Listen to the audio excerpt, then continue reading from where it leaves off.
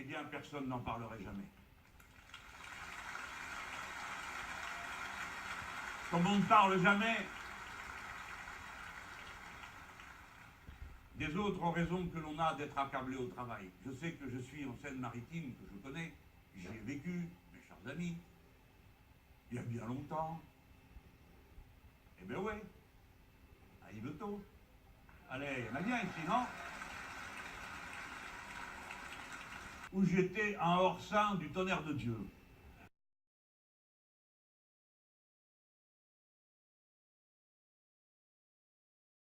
10e arrondissement, je ne pourrais pas habiter dans le 6e ou dans le 7e, je ne peux pas survivre quand il n'y a que des blonds aux yeux bleus, c'est au-delà de mes forces. Donc, quand on est arrivé en France, c'était l'horreur pour nous, parce qu'on avait idéalisé la France, et on a découvert à un coin perdu de la Normandie, le pays de Caux, les gens n'avaient jamais vu personne, où hélas pour eux, les malheureux souffraient d'un alcoolisme épouvantable. Moi de ma vie, je n'avais vu quelqu'un ivre dans la rue, vous imaginez, au Maroc ça n'existe pas ça.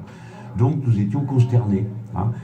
Et donc, personne ne parlait aucune espèce de langue étrangère. Imaginez-vous, la France des campagnes était extraordinairement arriérée par rapport au Maroc des villes.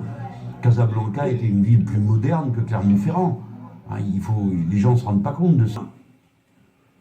J'étais dans un pays qui venait de s'arracher à la colonisation, qui est le Maroc. Et à l'époque, il y avait encore beaucoup de misère. C'est un pays qui a fait beaucoup de progrès.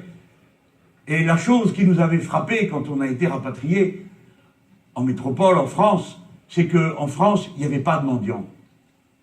Il n'y avait pas de gens malades par terre. Et c'était une libération, vous savez, des années